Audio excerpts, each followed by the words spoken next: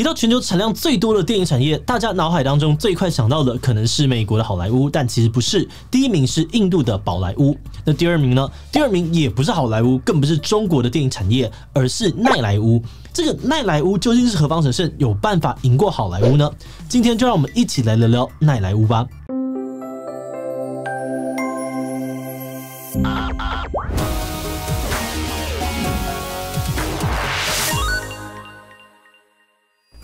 Hello， 大家好，我是志奇。你有听说过奈莱坞吗？其实它就是非洲国家奈及利亚的电影产业哦。奈莱坞非常的蓬勃，每天都可以发行4到5部片，一年下来累积了2500多部影片，真的是超级惊人。这也让奈莱坞成为了目前世界产量第2多的电影产业，包含了像是 Netflix 啊、Amazon 还有 Disney Plus 等国际串流平台纷纷开始投资奈莱坞。奈莱坞是怎么发展到今天这个程度的？他们是如何达成这样子的成就的呢？而他们目前在全球市场的状况又如何呢？今天就让我们一起来聊聊奈莱坞的神奇之处吧。不过在开始讨论之前，先让我们进一段工商服务时间。容易长痘痘粉刺吗？那可能是因为脸洗得不够干净。这种时候，你或许可以考虑看看来自瑞典的 Foreo Luna 4洗脸仪。Luna 4有独家脉动科技，跟是抗菌细胶刷毛，能够有效清洁你脸上的脏污跟化妆品残留，还能够根据不同的肤况跟区域量身定制清洁程序，给你手洗达不到的洗脸体验。那我自己用起来就像是从牙刷改用电动牙刷一样，感觉清洁度真的有差。像我平常卸妆呢，通常都会清2次以上，但用 Luna 4的话呢，清1次就觉得够干净了。而且它的功能蛮多样的哦，除了清洁，也能够按摩，搭配面膜啊、精华液使用，还可以边放松边保养，也很适合早上容易水肿的人。那不管是想要送礼或者自用哦，都可以点击资讯栏了解更多关于 Luna 4的资讯哦。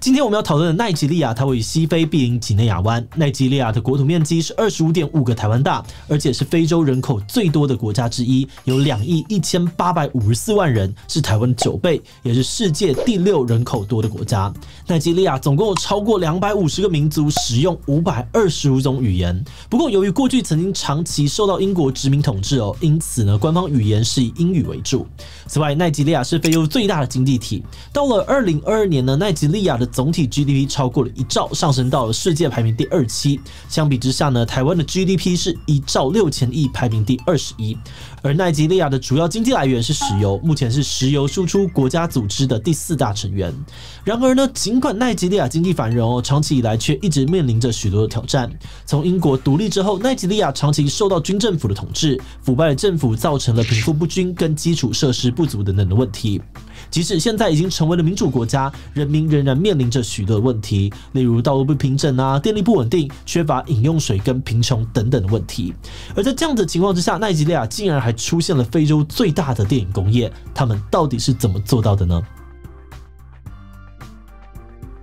目前学者们普遍认为，奈及利亚的电影产业可以追溯到住在奈及利亚西部的尤鲁巴人。尤鲁巴人呢，以前就有村庄巡回演出的习惯。1960年代的中期，他们开始将这些表演拍下来，并做成录影带放映。因此，这群人呢，被认为是奈及利亚的第一批电影制片。不过，一般认为哦，一直要到1990年代，奈及利亚的电影产业才算是真正的崛起。当时很多的小贩卖录放影机，想要吸引更多的顾客来购买他们的设备。然而，即使客户买了录放影机，也没有太多的电影可以看。小贩们就想出了一个主意：为什么我们不自己来拍电影呢？当时的拍摄非常的阳春哦，只是找周围的亲戚朋友来帮忙。电影拍摄完成之后，也不会在电影院放映，而是在店里跟录放影机一起出售。这些故事的内容呢，也都很简单哦，大多数都是奈及利亚本土的故事，例如村庄的生活啊、爱情、还有婚姻，还有婆媳之间的冲突。偶尔呢，也会拍摄一些非洲的神话故事。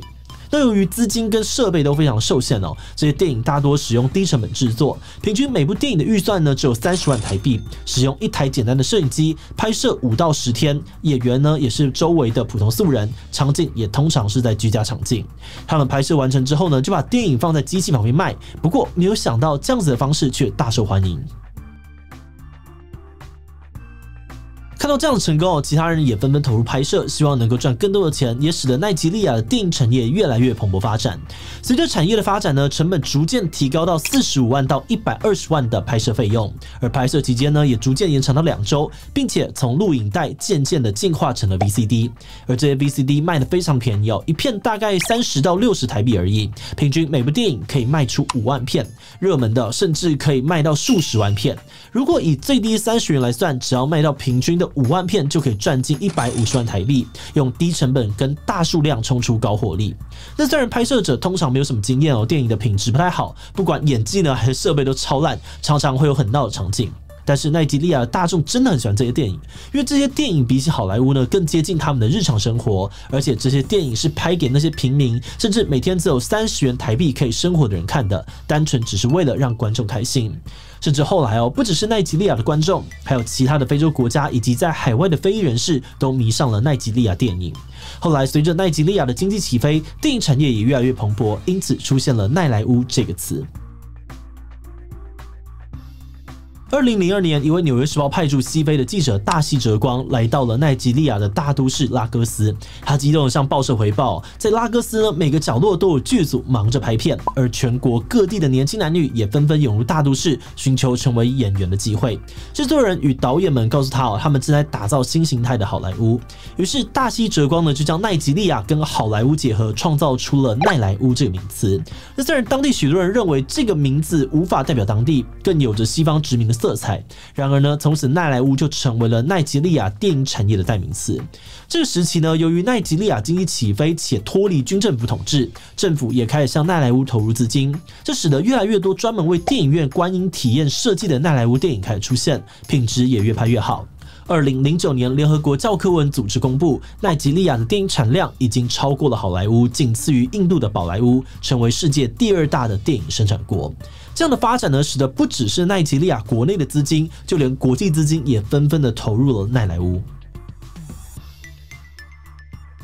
2015年 ，Netflix 在平台上面为奈莱乌开设了专门的分类，而奈及利亚的片商也开始参加国际影展，希望能够让奈莱乌在国际上面曝光度提升。在非裔人口众多的美国，也有专门播放非洲电影的电视频道，其中大部分的电影都来自奈莱乌。而2016年播出的浪漫喜剧《婚礼派对》大受奈及利亚观众的喜爱。这部电影描述了一对新人结婚之前，两边家族跟周遭的亲朋好友一同卷入了大混战，故事轻松有趣哦，不仅破了当时的票房纪录，总票房呢还是预算的75.5倍。此外呢，这部电影还被 Amazon Prime 给买下，成为了 Amazon Prime 呢第一部买下的非洲电影。而同一年 ，Netflix 更进一步的在奈及利亚设立基地，委托当地的团队制作原创电影跟电视。此时的奈莱乌电影呢，已经逐渐的超越了过去的善恶对立且相对简单的故事线，出现了相对复杂的叙事，主题也跳脱过往的种种，变得越来越多元，例如历史啊、武打、战争以及僵尸片等等。2019年，以豪门家族争斗为背景，并挑战奈及利亚传统男尊女卑观念的狮心家族企业，在国际影展中大受欢迎，并且代表奈及利亚首次的角逐奥斯卡最佳外语片奖项。但是后来因为奈及利亚的官方语言是英语哦，这部电影呢也是用英语拍摄，被奥斯卡判定不符合外语的资格，在当时引起了很多的讨论。后来 Netflix 砸了380万美元买下了狮心家族企业的放映版权，创下了当时奈莱乌的纪录。而目前这部电影呢，在 Netflix 上面还看得到。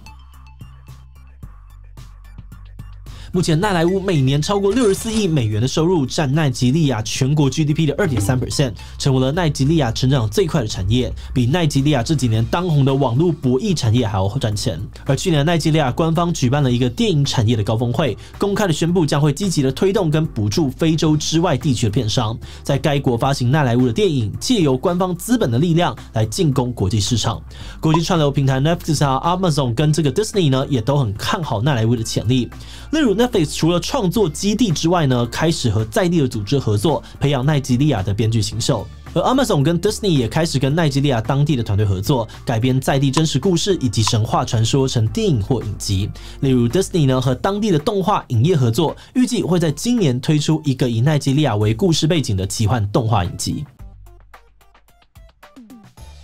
从奈莱乌的经验呢跟故事来看哦，即使成本不高，只要有好的创意跟故事，并积极的大量生产，也是很有机会能够找到需求并创造市场。而透过这些累积的经验跟资金，可以更进一步的培育更多的人才，并让作品和产业有机会跃上国际的舞台。在我们看到的资料当中，奈莱乌的案例呢，其实鼓舞了不少非洲跟中南美洲的国家开始投入本国的电影市场，希望有机会成为下一个成功的案例。如果你对奈莱乌感到兴趣，可以在 YouTube 上面搜寻 Nollywood Classic TV 这个频道，专门上传奈莱乌的电影跟影集。不过这里的影片看得出来都是比较低成本的拍摄。那如果你想要看制作比较精致的，可以在 Netflix 上面搜寻奈莱乌或是 Nollywood 就可以看到相关的作品了。那今天最后呢，想问大家你会好奇想要看奈莱乌哪些类型的作品呢？ A. 我想要看这个奈莱乌的村庄生活喜剧。 B. 我会好奇奈莱乌的爱情婚姻相关的作品。 C. 我会想要看看奈莱乌拍奈及利亚历史或传统神话相关的故事。 D. 我觉得都还好，没有比较感兴趣的主题。依其他留言告诉我们吧。最后，如果你喜欢今天的影片，欢迎分享出去，让更多人知道奈莱乌。此外呢，也可以点击这个地方看看影展都在做些什么，以及台湾曾经是世界级的电影大国的讨论。那么今天的这期就到这边告一段落，我们就明晚再见喽。